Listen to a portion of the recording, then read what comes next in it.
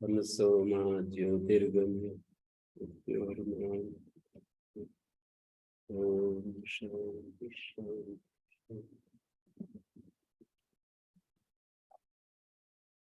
विदुर नीति कक्षा 41 7वें अध्याय का 61वां श्लोक।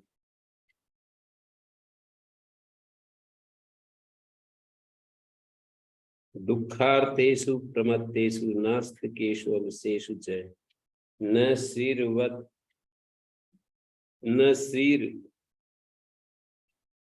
वसति अदान्तेषु ये च उत्साह विवर्जिता।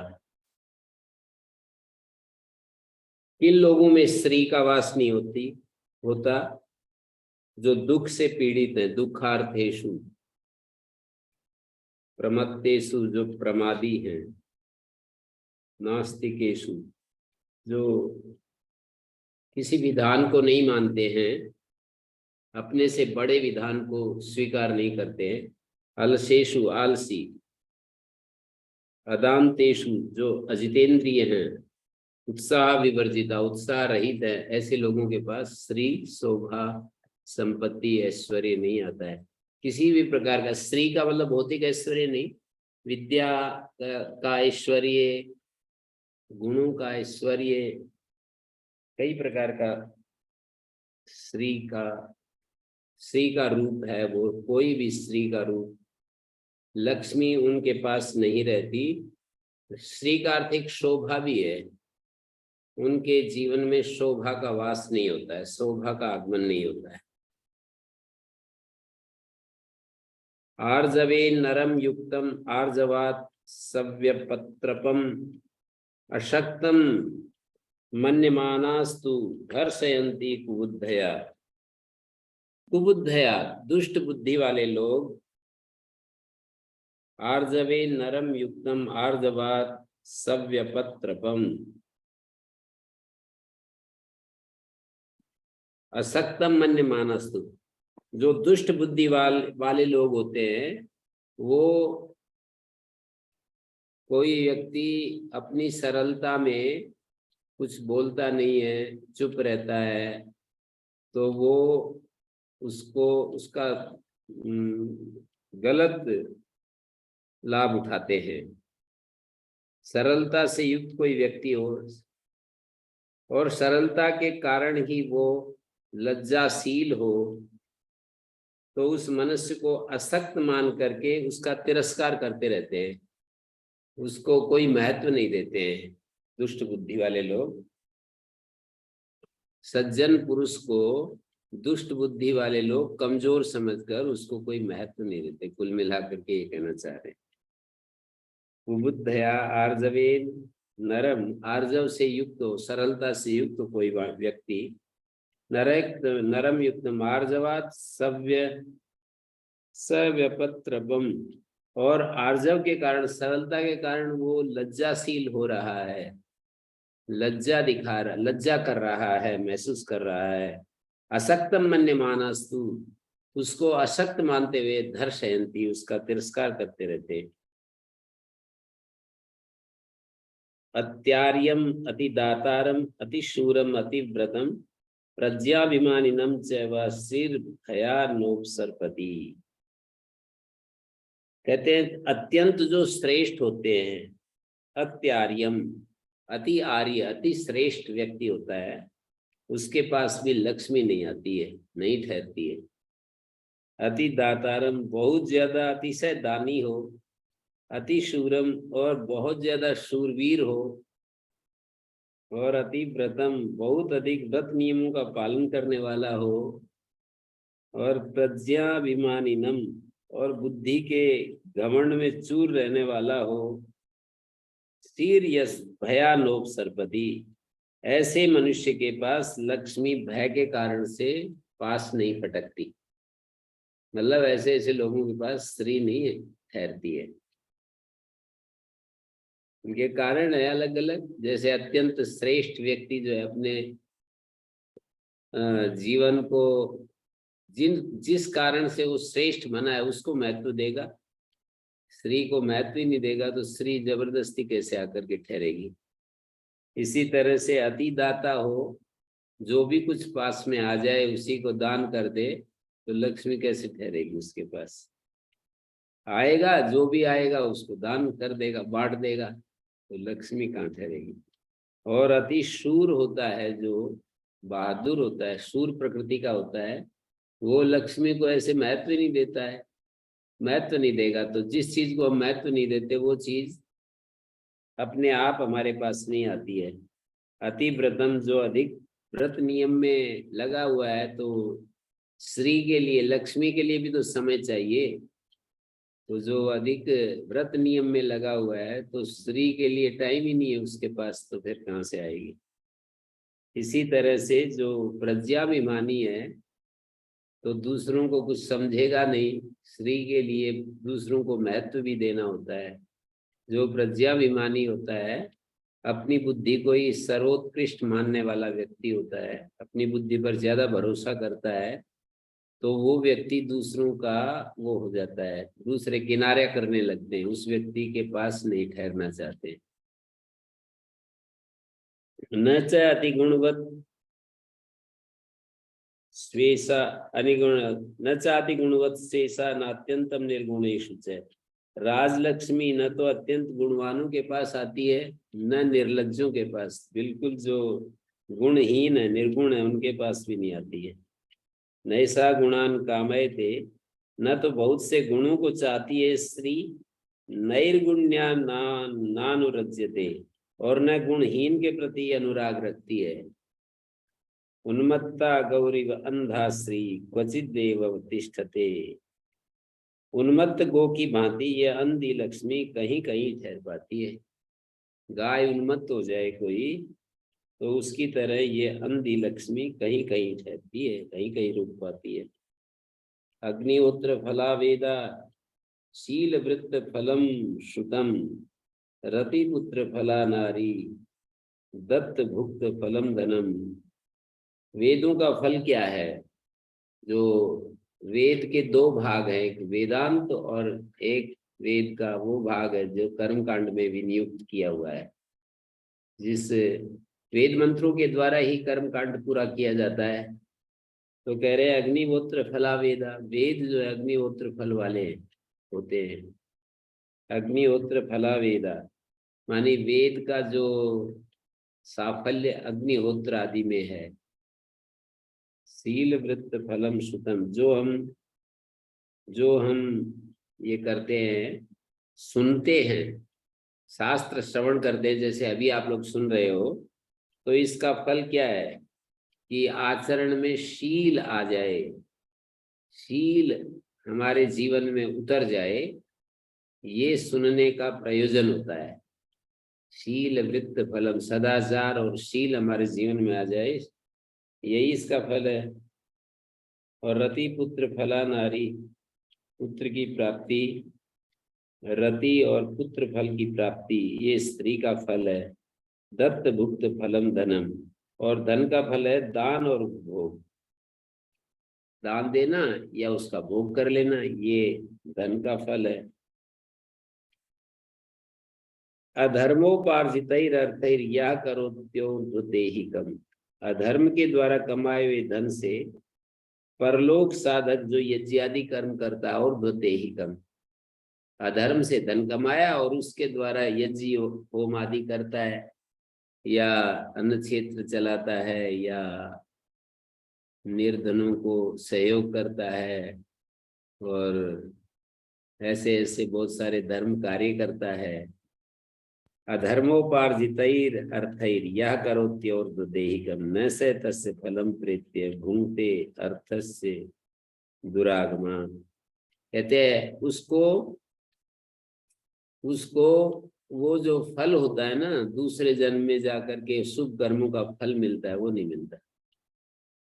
कितना ही धन कमा करके, करोड़ों रुपए कमा करके मंदिर बनवाओ और अन्न क्षेत्र चलाओ, और करोड़ों अरबों खर्च कर दो इन कामों में, और यूं सोचे कि अगले जन्म में इसका मुझे फल मिलेगा, नहीं मिलेगा, ऐसा कह रहे हैं शास्त्र। करोड़ों अरबों रुपए भी यदि खर्च कर दिए, लेकिन अधर्म पूर्वक धन कमाया गया और उस धन से ये सब उत्तम कार्य किए गए, तो उनका फल कुछ नहीं होना है। तो बस यही है कि उसको कमाने में जो मन अशुद्ध हो गया, वो अशुद्धि भी बनी रहेगी, क्योंकि वो तो समझेगा कि मैंने पुण्य कर लिया। मन में तो ये रखेगा कि मैंने पुण्य कर लिया, पुण्य कुछ होता नहीं है। तो हमारी जीवन की जो धन्यता है वो मेहनत पूर्वक, परिश्रम पूर्वक कमाना, और उसी से जो कुछ अच्छा कार्य थोड़ा बहुत भी हो जाए, बस उसी में है। तो यहाँ पर कह दिया कि अधर्मोपार्जित अर्थई यह करोत्योर्दुर्देहिकम। अधर्म से कमाए हुए धन से जो परलोक साधक कर्म करता है, मरने के बाद उसके फल को नहीं पाता, क्योंकि उसका धन बुरे रास्ते से आया होता है। दुरागमात् कांतारे वन दुर्गेषु पृथ्रासु आपत्सु संभ्रमे उद्यतेषु च शस्त्रेषु नास्ति सत्यवताम भयम। घनघोर जंगल में, दुर्गम मार्ग में, वन दुर्गेषु पृथ्रासु आपत्सु संभ्रमे, और कठिन आपत्ति के समय और घबराहट में। संभ्रम का अर्थ होता है घबराहट में, कोई ऐसा प्रसंग आ जाए। उद्यतेषु च शस्त्रेषु, और प्रहार के लिए शस्त्र उठे रहने पर भी, हमारे ऊपर कोई वो एकदम गोली हमारे सामने तान दे या तलवार हमारे ऊपर उठा ले, तो कह रहे हैं वो व्यक्ति नास्ति सत्वताम भयम। जो मनोबल संपन्न पुरुष होते हैं उनको भय नहीं होता, ऐसी कठिन विकट परिस्थिति में भी उनका मन थोड़ा सा भी भयभीत नहीं होता है। उत्थानम संयमो दाक्ष्यम अप्रमादो धृति स्मृति समीक्ष च समारंभो विद्धि मूलम भविष्यतु। उद्योग मनी बहुत पुरुषार्थ, संयम, दाक्ष्यम दक्षता, अप्रमाद सावधानी, अप्रमाद धृति स्मृति धैर्य स्मृति, और समीक्ष च समारंभ सोच विचार कर कार्य आरंभ करना, सोच समझ करके कार्य का आरंभ करना। विद्धि मूलम भविष्यतु, इन्हें उन्नति का मूल मंत्र कहा गया है। ये जो कार्य बता दिए, उद्योग करना, संयम साधना, दक्षता कुशलता, सावधानी और धैर्य स्मृति और विचार कर कार्य करना, ये सब जो है उन्नति के मूल मंत्र हैं। तपो बलम तापसानाम ब्रह्म ब्रह्म विदाम बलम। तपस्वियों का बल तप होता है, और ब्रह्मविद लोगों का बल ब्रह्म है, वेद है। और हिंसा बलम असाधुनाम, असाधुओं का बल हिंसा है। क्षमा गुणवताम बलम, और गुणवानों का बल क्षमा है। जो गुणवान होते हैं वो सहन करते हैं, कोई विपरीत परिस्थिति आ भी जाए तो उसको सहन करते हैं। क्षमा का अर्थ सहन करना होता है। क्षमा गुणवताम बलम। अष्टौतानी अव्रतज्ञानी आपो मूलम फलम पया हविर्ब्राह्मण काम्या च गुरोर्वचनम औषधम।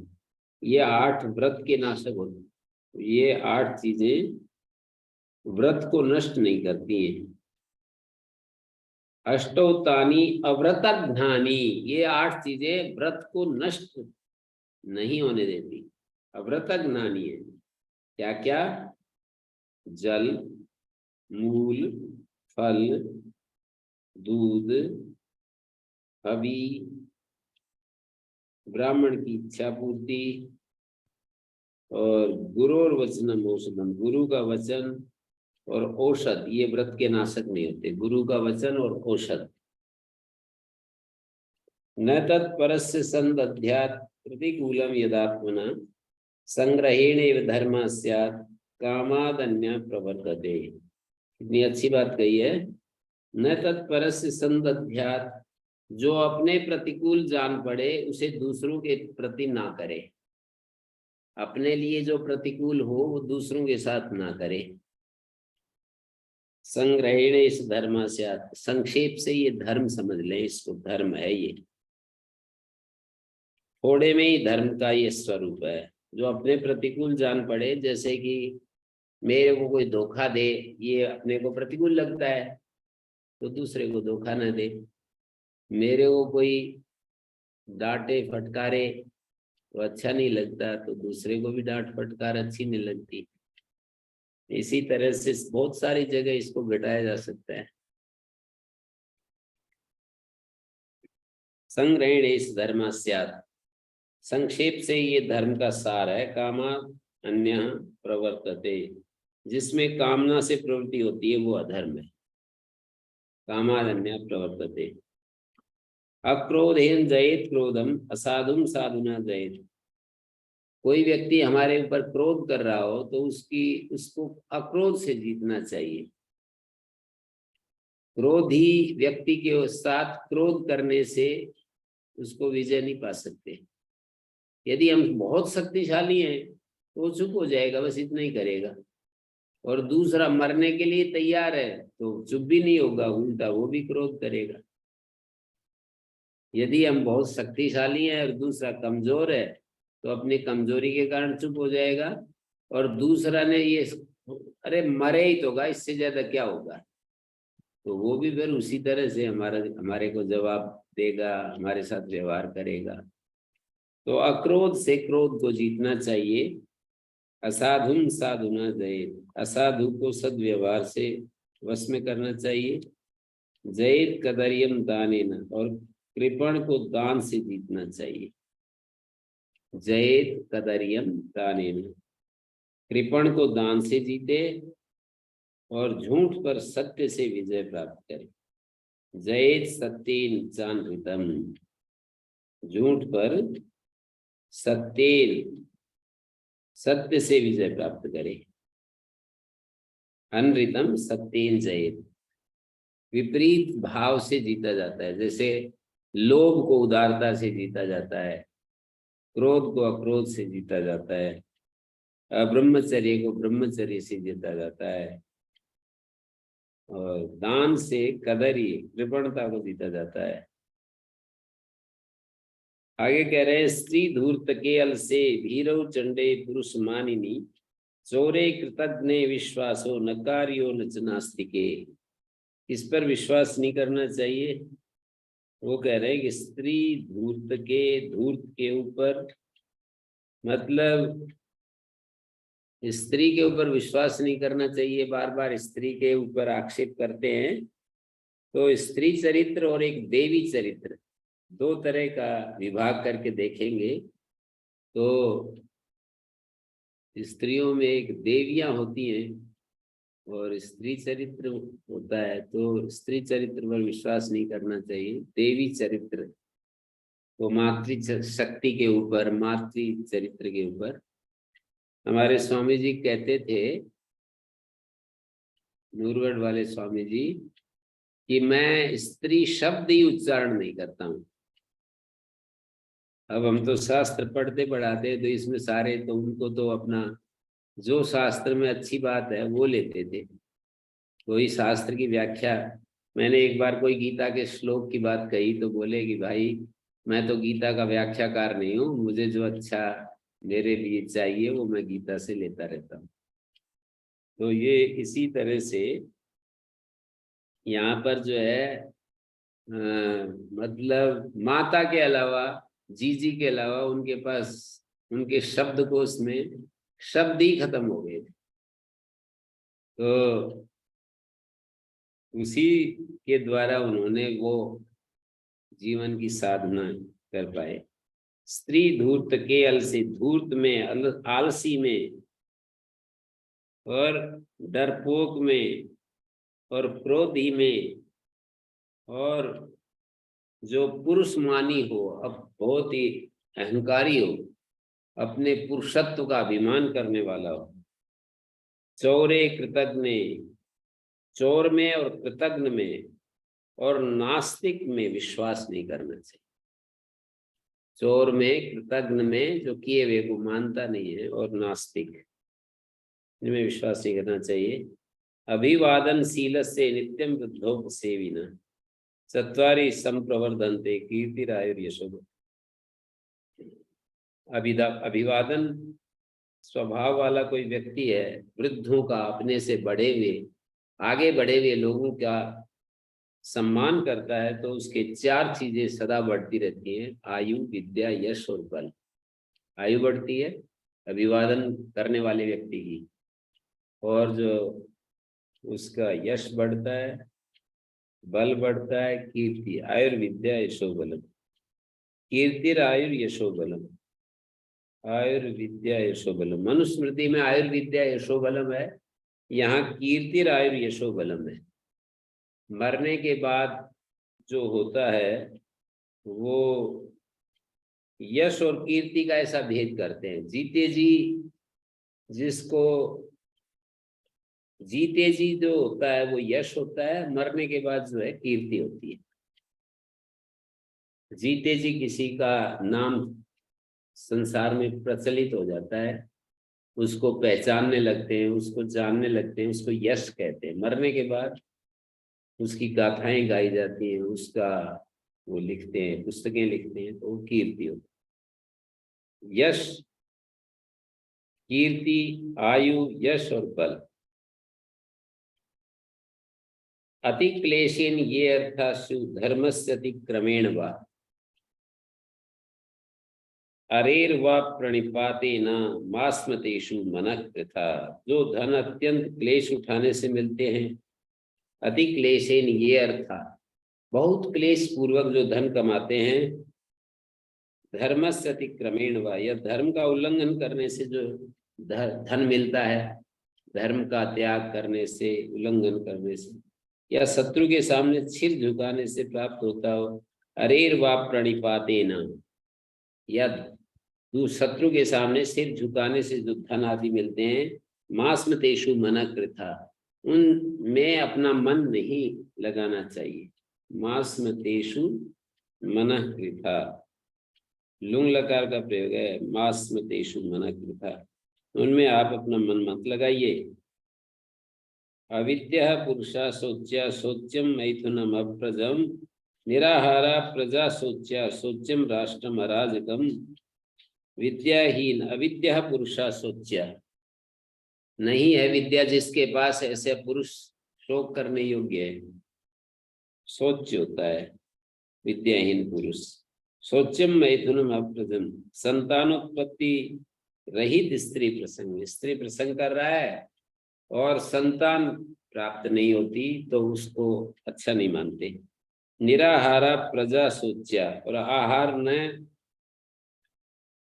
न पाने वाली प्रजा, भोजन ही नहीं मिल रहा है, प्रजा राजा में, ऐसे राजा के राज्य में रह रहे हैं कि भोजन ही मिलता है। शोच्यम राष्ट्रम अराजकम, और राजा के बिना राजा के राष्ट्र के लिए शोक करना पड़ता है। शोच्यम राष्ट्रम अराजकम, राजा रहित राष्ट्र जो है शोचनीय होता है।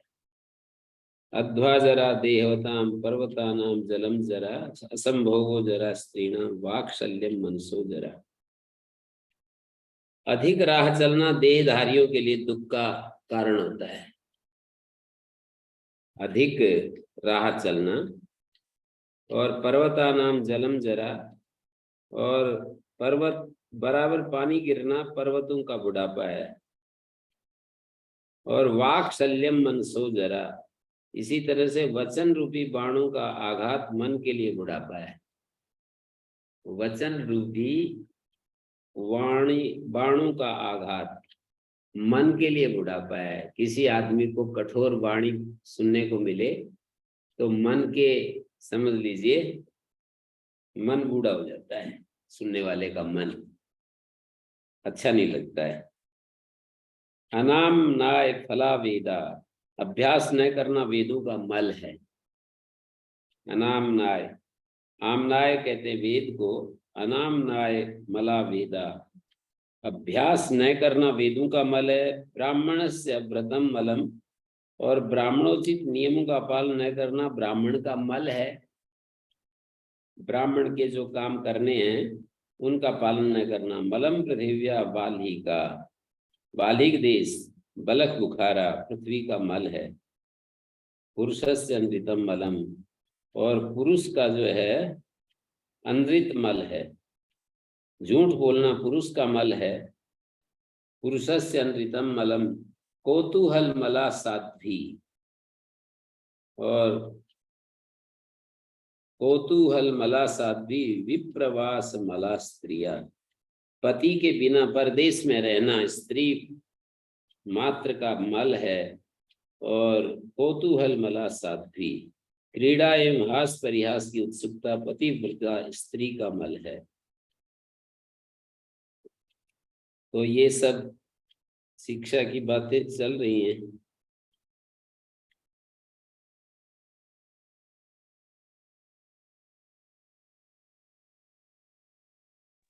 ओम गुरु जी। जी जी बोलिए। मल को थोड़ा सा और एक्सप्लेन कर दीजिए प्लीज। हाँ, मल का मतलब ये है, जैसे ये कहना चाहते हैं ना कि अनामनाय मला वेदा ब्राह्मणस्य अव्रतम मलम। ब्राह्मणोचित नियमों का पालन न करना ब्राह्मण का मल है। ब्राह्मण का ये अच्छी चीज नहीं, ब्राह्मण की ये निकृष्ट चीज है। अनामनाय मला वेदा, वेदों का अभ्यास न करना, अभ्यास न करना ये वेदों का मल है। वेदों का निरर्थक चीज को मल कहते हैं ना। तो अभ्यास न करना वेदों का मल है, और ब्राह्मण के लिए जो उचित नियम है उनका पालन करना ब्राह्मण का मल है। और गुरुजी प्रणाम। मल यानी क्या? हाँ जी, मल यानी क्या? मल का अर्थ क्या? मल का मतलब है व्यर्थ चीज। क्या? व्यर्थ व्यर्थ वेस्ट चीज। Okay, waste. Okay, thank you. पृथ्वी का मल ये है। बालिक देश जो है ना, वो अच्छा देश नहीं। वहां पर खान पान व्यवहार आचरण अच्छा नहीं है। बलख बुखारा बोलते हैं, पहले बालिक देश होता था, आजकल बलख बुखारा बोलते हैं उसको। तो वो अच्छा नहीं मान रहे उस देश को। और झूठ बोलना पुरुष का मल है। पुरुषस्य अनृतम मलम, ये बेकार चीज है पुरुष का जो झूठ बोलना है। झूठ बोलना, असत्य बोलना ये पुरुष का मल है। तो पतिव्रता स्त्री हो और वो हास परिहास करे, मजाक करे, ये सब उसके लिए अच्छा नहीं है। कौतूहल मला साध्वी, साध्वी कोई साध्वी है और वो कौतूहल से युक्त हो, हास परिहास की उत्सुकता रहे। और पति के बिना विप्रवास मला स्त्रिया, पति के बिना परदेश में रहना स्त्री मात्र का मल है। सुवर्णस्य मलम रूप्यम रूप्यस्यापि मलम त्रपु, सोने का मल चांदी, सोने का जो सुवर्णस्य अमलम रूप्यम, सोने का सुवर्णस्य अमलम रूप्यम रूप्यस्यापि, सुवर्णस्य मलम रूप्यम चांदी, सोने का मल चांदी, और रूप्यस्यापि मलम त्रपु, और चांदी का मल रांगा, त्रपु कहते रांगे को। जेयम त्रपु मलम शीशम, और रांगे का मल शीशा, और शीशे का मल शीशस्यापि मलम मलम, शीशे का मल मल है। शीशे का जो मल है वही मल है। न स्वप्नेन जयेत निद्राम न कामेन जयेत स्त्रिया, इनके द्वारा इनको जीतने का प्रयास न करे। सो करके नींद को जीतने का प्रयास न करे। सो करके नींद को जीतना चाहेंगे तो नींद को जीत नहीं सकते, क्योंकि ये निद्रा सोने से निद्रा और ज्यादा बढ़ती जाती है, कम नहीं होती। तो कह रहे हैं न नमस्ते। स्वप्नेन जयेत निद्राम न कामेन जयेत स्त्रिया, और कामो भोग से स्त्री को जीतने की इच्छा न करे। न ईंधनेन जयेत अग्नि, और लकड़ी डालकर आग को बुझाने की आशा न रखे। मतलब कोई ये कहे कि मैं अग्नि में ईंधन डालता रहूंगा और अग्नि को बुझा दूंगा, अग्नि में ईंधन डालता रहूंगा और अग्नि को बुझा दूंगा, तो ये उसकी आशा निराशा में बदलेगी। न पानेन सुराम जयेत। और आजकल भी ऐसे कहते हैं ना, कोई पियक्कड़ होता है शराब पीने वाला, तो उसको पिलाते रहो, एक बार तो मना करेगा, कहते हैं उसको नहीं मना करने की, पीता जाएगा, बस बेहोश होकर पड़ जाएगा। न पानेन सुराम जयेत, पी करके और शराब पर विजय प्राप्त करे नहीं हो सकेगा। यस्य दान जितम मित्रम शत्रु युद्ध निर्जिता, जिसका मित्र धन दान के द्वारा वश में आ चुका है। दान जितम मित्रम, दान से धन दान के द्वारा वश में आ चुका है। और शत्रु वो युद्ध निर्जिता, और शत्रु युद्ध में जीत लिए गए हैं, शत्रु युद्ध में जीत लिए गए हैं। अन्नपान जीता दारा, और स्त्रियां खान पान के द्वारा वशीभूत हो गई। सफलम तस्य जीवितम, स्त्रियां दान पान के द्वारा मतलब खान पान के द्वारा प्रसन्न है। मित्र दान जीत है, शत्रु युद्ध में जीत लिया गया। 3 काम कर लिए तो समझो जीवन सफल हो गया।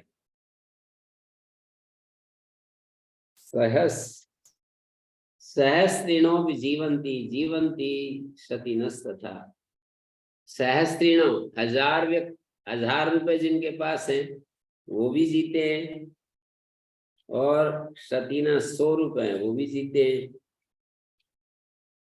तो धृतराष्ट्र विमुंच इच्छाम न कथनचित न जीव्य से, इसलिए महाराज धृतराष्ट्र ये कह रहे हैं विदुर जी धृतराष्ट्र को कि आप अधिक का लोभ छोड़ दीजिए, इससे भी किसी तरह जीवन रहेगा ही, मतलब किसी तरह जीवन तो चलेगा ही। 100 रुपए है जिनके पास वो भी जी रहे धरती पर, 1000 है वो भी जी रहे। जिनके पास अपना कोई मकान नहीं, ऐसे ही बना झोंपड़ी डाल करके रहते हैं, वो भी जी रहे हैं।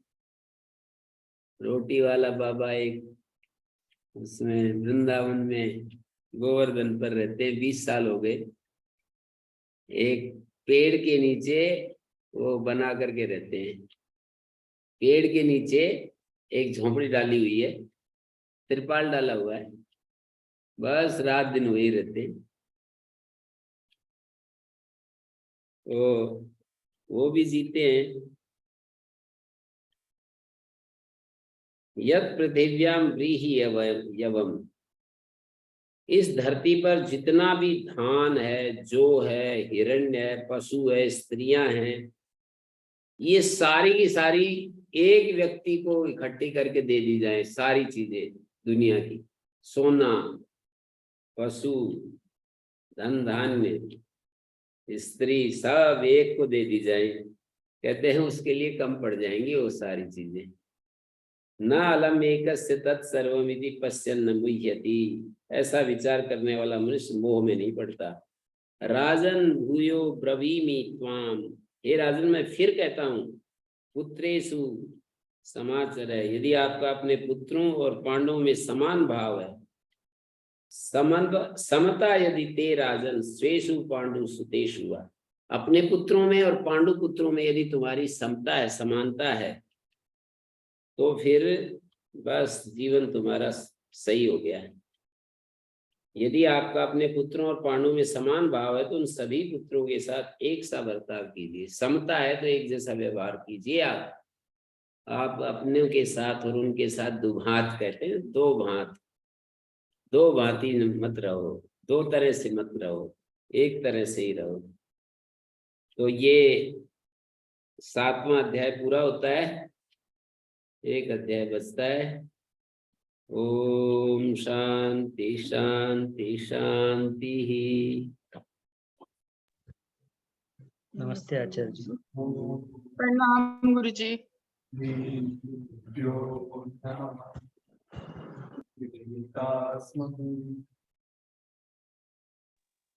प्रणाम गुरुजी। ओम नमो नमः।